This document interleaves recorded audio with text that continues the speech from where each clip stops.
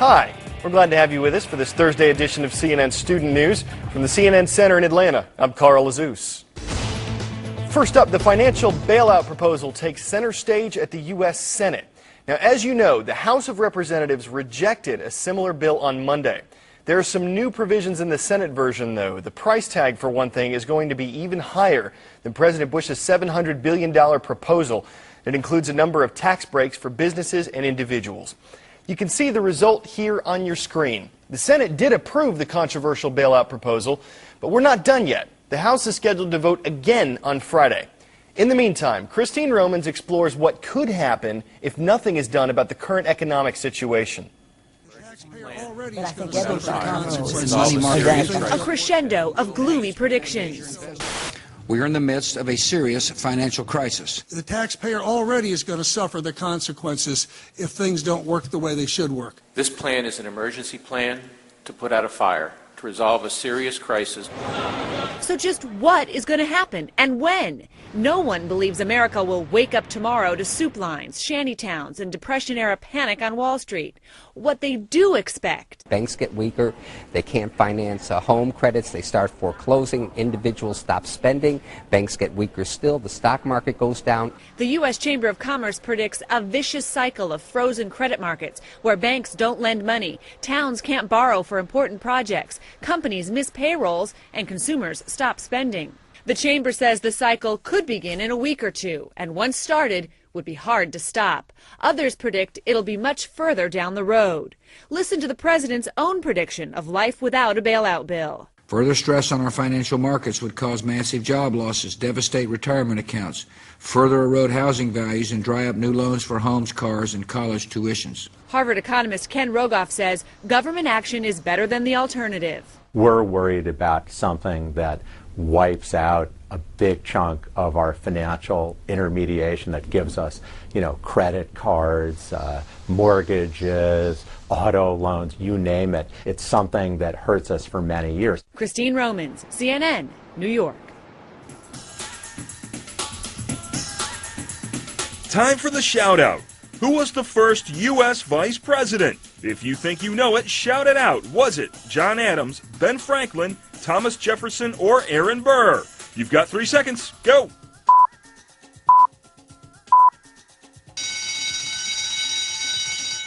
Before he became president, John Adams served as the country's first VP. That's your answer, and that's your shout out. Okay, imagine if you will, John McCain becomes president but has Barack Obama as his vice president. Or Barack Obama gets in the White House but has John McCain as VP. Well, back in the day, that could have happened. In the case of John Adams, he didn't actually run for VP. He lost the country's first presidential election to George Washington. Back then, the candidate who came in second became the vice president. That position, vice president, is often described as being a heartbeat away from the presidency. But assuming that heartbeat never happens, what in the world does a VP actually do? See if you can ID this guy. His address is number 1 Observatory Circle, Washington, D.C.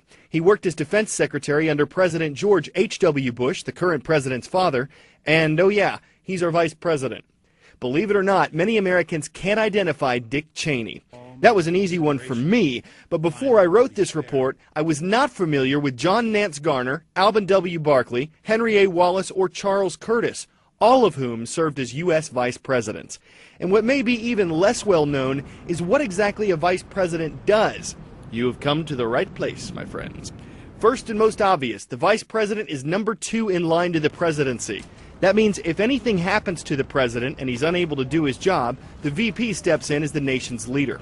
The VP also has an interesting power in the U.S. Senate.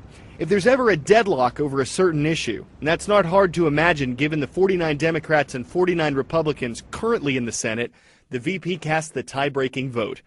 He's on hand during cabinet meetings. Vice President Cheney is listed as a cabinet ranked member alongside the White House Chief of Staff. The VP also represents the president on Capitol Hill and carries out his special assignments. But as far as many Americans see it, the job of VP is not a particularly popular one. An author named Mark Hatfield, who wrote a book on vice presidents, described the position as the least understood, most ridiculed, and most often ignored constitutional office in the federal government. Who would want that? And though former vice presidents range from a fugitive to a Confederate soldier to a Nobel Prize winner, there's one thing most of them have in common. They're politically experienced, politically ambitious, or both. You'd have to be to work as second in command to the commander-in-chief.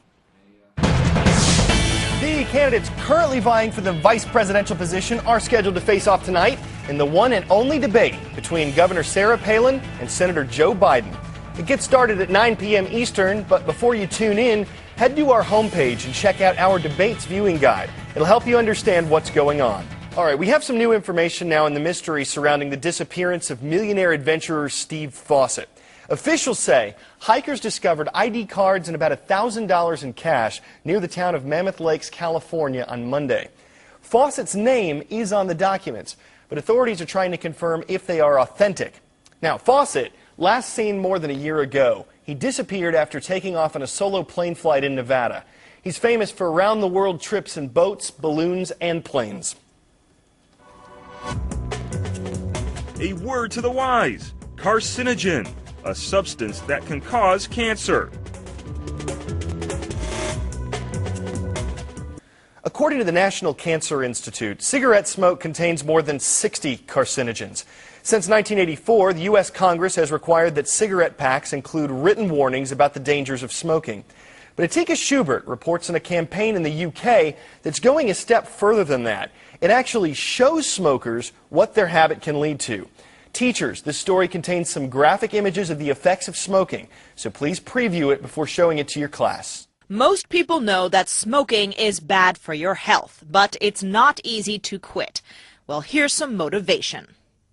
It's called the Grim Reality Campaign. These pictures will now be featured on the packaging of tobacco products sold in the UK. Photos designed to shock and horrify. Seeing the mouth cancer, seeing the lung cancer, seeing the diseases of the arteries of the legs leading to gangrenous feet, those sorts of things I think bring it home to people that they're actually dicing not just with death but with very serious illness whenever they continue to smoke. Judging by the reaction of some London smokers, it might be working. It's quite nasty. That's my reaction. It scared me. I don't want to look like that. I'm feeling kind of guilty now, actually. Despite a ban on lighting up in enclosed public areas, smoking-related disease is still the UK's top killer. 22%, about 10 million people, continue to smoke. So will this campaign reduce the numbers? Well, it might. Canada was the first country to introduce this photo campaign, and a Canadian survey showed more than 30% of smokers who quit said these photos were their motivation. But some smokers insist it won't work, and the photos are simply offensive. It's designed to embarrass and humiliate smokers. Now, if you don't smoke but you drink alcohol, how would you feel if pictures of diseased livers were put on the side of bottles of wine, or diseased hearts were put on fatty foods and dairy products? Anti-smoking advocates say cigarettes are an addictive product that requires a tough warning. It's the only product that, if used as intended, will kill half of its users. So it requires a unique approach. Not all the images are so graphic, but the message is the same, and some smokers support it. There's nothing really too graphic about it. It just really shows you, what it's doing to you, really. Yeah, it is good. A picture may be worth 1,000 words, but can it kick a habit? Atika Schubert, CNN, London. And finally, before we let you go today, we are going right in the gutter, because that is where this dog made a discovery this week. The helpful hound alerted his owner to a baby duckling that was stuck in the drain. A rescue team was called out to retrieve the wayward waterfowl. There's only one problem: they couldn't get the gate open. So they let the duck swim out on its own and eventually catch up with the rest of its family.